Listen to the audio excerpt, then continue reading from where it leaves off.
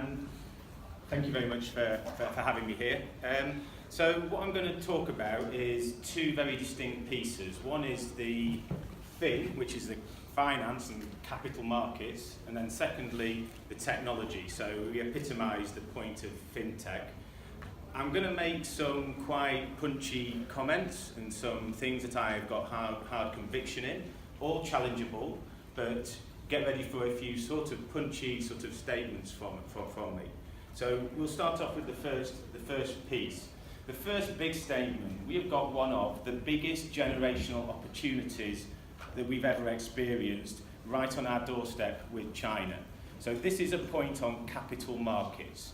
So trying to distill this down into a simple explanation in a short period of time.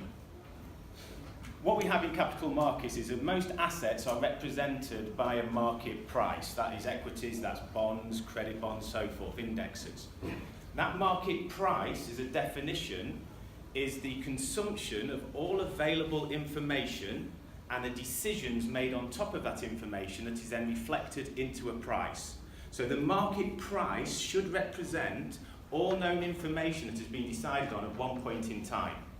So if we go into very developed markets in the US, in Europe, market price and the numerical referral of that price is a very good barometer to the value of the asset.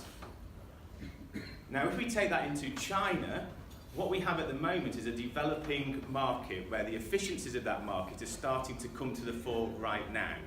It is the second largest capital market in the world, but it still only has about 1.5% of that market with foreign investment participation.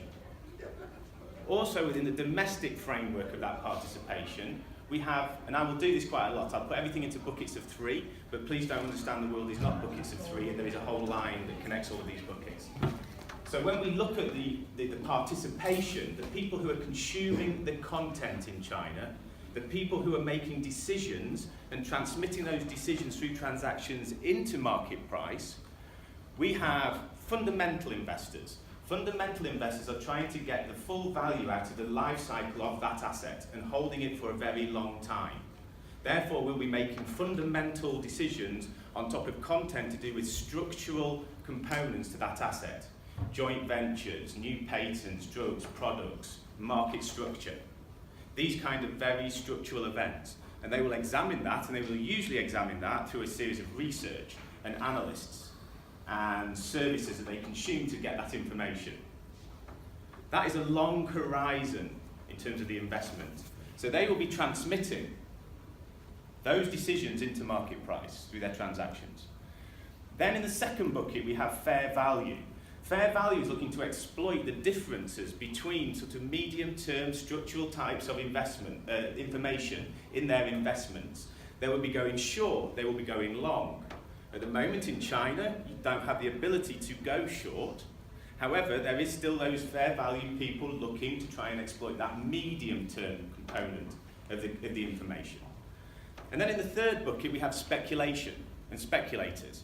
And they are trying in and out all the time to just reflect changes in the information as it comes out instantly. We have a lot of a bias towards that in China. But the simple efficiency mechanisms of that whole investment cycle of people transmitting information is still not yet developed in China. So market price is not reflective of the asset value to the same degree it is in developed markets. That means that market price, by the way, this is now going on towards the tech side, which I'll step into in a minute, is usually numerical in nature. Therefore, you can put mathematics, quantitative analytics, traditional investment processes to market price. We've just gone into MSCI, one of the biggest global indexes, has just said that they're going to reweight towards China and rebalance towards China next year. That means, if you take BlackRock's survey right, about $400 billion of investment has to be reweighted over time into China from outside of China. And they're going to walk up to the gate and they're going to see market price. They don't read Mandarin. They don't access all of this information. And there's still a lack of decision makers putting that information into market price.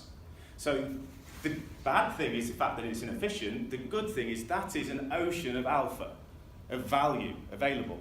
Forget passive funds and beta and all these kind of things. That is, if you can discover it, get into it and harvest it before anyone else, and then put it into your investment process, it is a huge opportunity. So now that's the fin, that's the capital markets fin of the fintech. So I'll go to the tech now. This describes what we do as a company and what I work day to day on. I will focus this on the fact that what I would like to do is I would like to access Mandarin content, I would like to be able to read it in a timely manner, I'd like to scale read it, I'd like to understand it in depth, and I'd like to use that in my investment process. So for me, that is natural language processing, the most overused word and the most underexplained word in technology at the moment. It's mostly overused because it is the definition of reading. Now I have a 5-year-old daughter and she's in reception. And what she does is she understands camera words. So this is 3 definitions of reading that I'll go through and I'll explain in the context of the technology. First one, reading is a complex cognitive process of decoding symbols in order to construct or derive meaning comprehension. That's grammar, it's camera words, it's in Mandarin, it's definitely symbols, but that is a utility. It's a very high value utility and it gives you a degree of scale. It gives you the ability to machine, bring down, to ingest, to process. These are utility words. It's not giving you any intelligence yet, it gives you the ability to look across a wide ocean.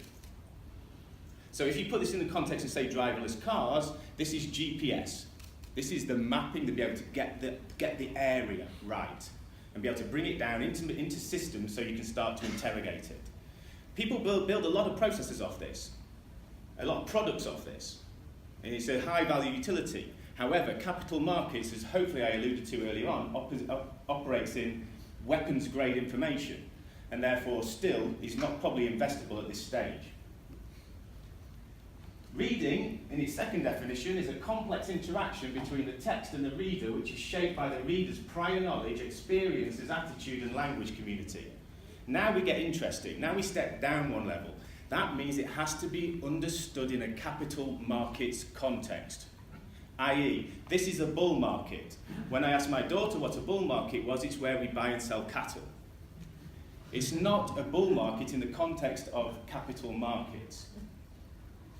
So what we start to do here is we start to do end-to-end extraction. We start to do event extraction in a capital markets context. We start to take a company as an object and we start to extract from the context pieces of information that we know are relevant in the capital market space. Step that back up, that's like still having the teacher in the room. It's assisted learning.